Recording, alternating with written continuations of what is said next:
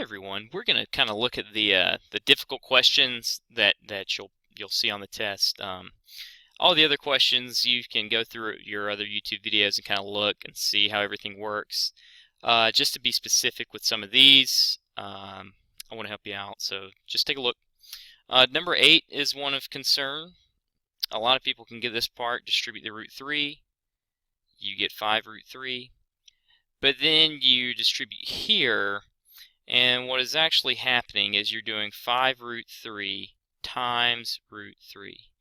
Now, the shortcut here is to know that root 3 times root 3 is just 3. But what is happening underneath is these are actually 3 and 3 are being multiplied together since they're radicals. You are getting 5 times 3 times 3 is 9. And then you're taking the square root of 9, which then becomes 3 by itself without a square root, which is 15. So you're adding 15 right here. Another area of concern was this question number 11. So let's take a look there. Let's see if I can get my board going here. Okay, so it's saying find the values of k and m that make the statement written below true. Looks confusing because you see, oh, this is a variable, it's not a variable. Well, what we're asking is, what value of k? So something here minus this 2x would equal 9x. So I'm saying something minus 2 would give me 9. Because you have kx squared minus 2x squared equals 9x squared. So something x squared minus 2x squared equals 9x squared. If you want to write that out, all you have to worry about is the coefficient. So you're saying k minus 2 equals 9. Add the 2. K equals 11. So what it's saying is, if this is 11, you'd have 11x squared minus 2x squared gives you 9x squared. And that is what you're looking at. On the other hand, let me pull up a good color here. Let's do this blue. On the other hand,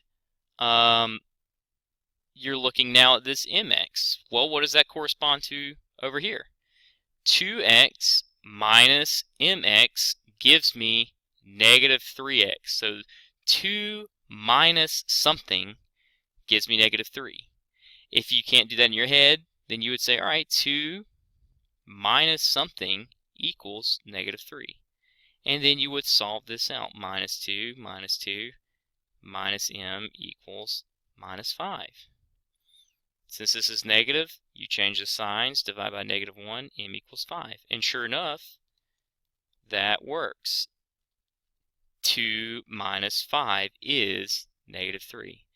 The point of this question is make sure you understand that you have certain terms that match up with other terms, and you can say, oh, well, I know 11 minus 2 would give me 9. I know 2 minus 5 is going to give me negative 3. That's all you're doing. If you look at these, reducing these radicals, these were a topic of discussion. You can always split these into two problems for starters. So you can say, okay, square root of 18. You can break that down into a perfect square of square root of 9 times 2. You can then take the square root of 9, which is 3, and you cannot take the square root of 2, so it's going to stay underneath. So if I just gave you that, you could do it. No one has trouble with this. The difficult part is recalling the square root of x to the 5th. Okay, what is really happening here is, I'll write here, when you take the square root of an even exponent, it cuts it in half. So the square root of x squared is x, really is an understood 1. The square root of x to the 4th is x squared. The square root of x to the, let me see if I can write here, x to the 6th, one moment, the square root of x to the 6th is x to the 3rd, the square root of x to the 8th is x to the 4th, and so on and so forth. You see the pattern.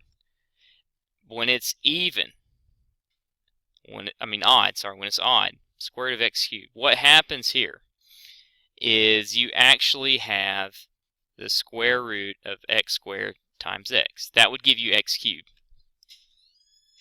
So when you take the square root of each one, you can take the square root of x squared, that's just x, but you cannot take the square root of x by itself, so you're left with this leftover. So if I continued on to x to the 5th, you'll have x to the 4th with a leftover x. Square root of x to the 4th is x squared with a leftover x. And the pattern continues. If you have x to the 7th, you'd have x to the 6th with an x. You can take the square root of x to the 6th, cut it in half, x cubed, square root of x. So what's going on here? X to the 5th. Oh, that's x to the 4th and x. If you take the square root of x to the 4th, you get x squared, and you get the square root of x. That's just something you need to know. Now, that wasn't the problem. That wasn't the problem. The problem was both of those together. So, the way you combine this is you say, okay, well, let me see here. Get a good color. Let's pick out this nice purple. You say, okay, this term and this term combine to get 3x squared, and then you can combine your numbers under the radical, 2 and x, multiply those together to get 2x. And that's your answer. Now 13 is a little more straightforward because here you just multiply everything underneath.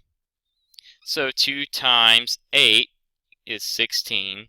X squared times x to the 4th is when you add exponents, so you get x to the 6th. Then you can say, all right, square root of 16 and the square root of x to the 6th. Well, the square root of 16 is 4. And the square root of x to the 6th is x to the 3rd. And then you're done. All right, moving on to a couple more difficult ones. One in particular was this guy. You could look at this and say, oh, this is a hard trinomial because a is not 1, and you can do a times c. But always check for a greatest common factor that could go to a trinomial with a equal to 1. What I mean by that is there's 2, 10, and 28. You can take 2 out of all of these. You'd have x squared minus 5x minus 14. Then you could look at that and say, oh, well, if I just did the factors of c, negative 14, that add up to negative 5, then I could factor that. So let's see, what multiplies to negative 14 but then adds up to negative 5? Negative 7 and positive 2. So your final answer is 2, just leave it out, x minus 7, and x plus 2. And you're done. What's the correct factorization of 20? That's just factors of c that add up to b. Now, 21 is one that might confuse you. If you're a little lost today. What value of b would make x squared plus bx minus 10 factorial? So, what it's saying there is, which of these values could I plug in here for b that then I could factor this as saying what times what would equal negative 10, what plus what would add up to b. What number right there would work that I could find factors for? Because it's not going to work every time. If I put 110, there's no factors of 10 that would add up to 110.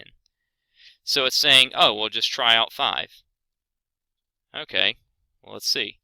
If I try 5 out, are there any factors of negative 10 that would add up to 5? Well, the only factors of 10 are 1 and 10, and 2 and 5. Adding or subtracting there, I could only get 11 or 9. So that's not going to work. And then if I add and subtract here, the only thing I could get is 7 or 3. And then there we go. We have 3 here, so if I made this, that should be negative. If I made this negative 5, then yeah, that would equal negative 3. There is a way I could get negative 3. So B would work. 5 would not work. If I made another example, let's say the answer was -9. Let's say C was -9. Well, 1 and -10 would add up to -9, so -9 would, or -9 would work. You could make -2 or negative, and you would have +3, so 3 would have worked. And you could have made, -1, and so on and so forth. So it's just asking, what value do I have to put there to make this work, where my factors could add up to that B term? And that's all it's asking. Number 22 is asking, it's a long way of asking, hey, how do you factor this? A rectangular garden is this polynomial here.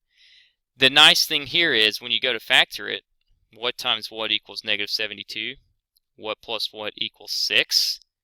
It's giving you this factor already, so you know one of them's got to be 12. So then it's asking, what's the length? What's the other factor? So something times 12 that gives me -72, but something plus 12 that gives me +6, so -6. And there it is, x minus 6 and x plus 12. That's all it's doing. It's cutting work out for you so you don't have to do all of the work. 23, one thing you can do here, I mean, you could go, this is a hard trinomial A problem. You could go through a times 3, or a times c, get -24, factors of this, they give you -24, and so on, and whatnot, add together, they give you -2, and that's fine. Or, you could go through your answers and check and see, hey, is everything lining up? For instance, all right, let's check if everything's going to give me 8n squared. 4n times 2n, that gives me 8n squared. Okay, so far so good. 4n, 2n, so far so good. N times 2n, that would give me 2n squared. So that's not the answer here. This definitely can't work. So then we check another easy way. Let's check these last terms. -3 times -1. What would that give me? That'd give me +3. That's not matching up there. So this right here is also incorrect. That only leaves us one choice, B. And if you went through and continued multiplying, you'd get 8n squared plus 4n. You distribute here, minus 6n minus 3. And sure enough, that gives you 8n squared. Sorry, I'm running out of room.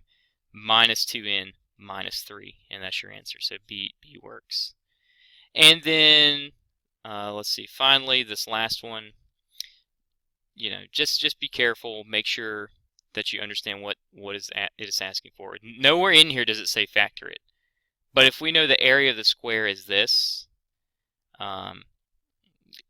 we can also factor this and get, factors of 49, and that add up to 14. It is 7 and 7.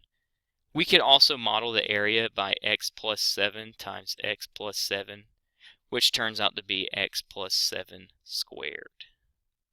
And so that's our answer right there. So if you need help with the hard factoring problems or anything else, look on the Fayette County website for math. All of the work, review guides, and everything are there. I'll go back through my YouTube videos, go through my channels, look for the radicals. Everything's there. And just be diligent. Practice, practice, practice, practice. But I believe in you. You're going to do a good job, and you're going to make me proud.